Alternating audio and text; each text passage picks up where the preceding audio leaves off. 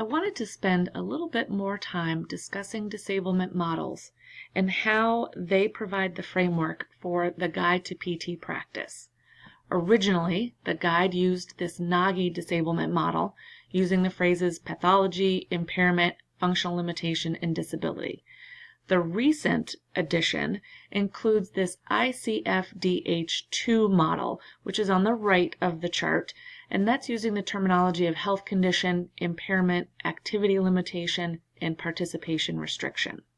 I'm sure everyone understands what health condition is and how it corresponds to disease or pathology from the other two models, and that it's related to a dysfunction of a body function and/or structure. And that an impairment is a problem in body function or structure.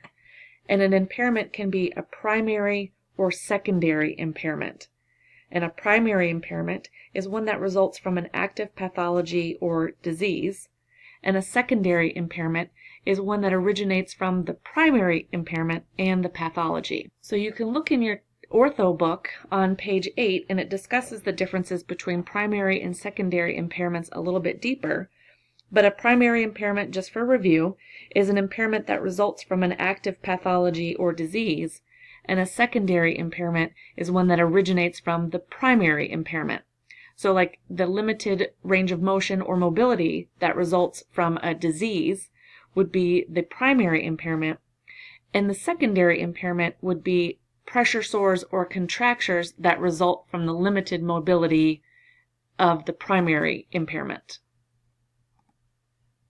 And then when we're looking at the activity limitation and how that's a limitation in an execution of a task or action by an individual, and how that compares to this functional limitation, which is the limitation in performance at the level of the whole organism or person, and how that ties into then the patient's role in society, which leads to the participation restriction or the disability, which is their inability to perform in their role in society.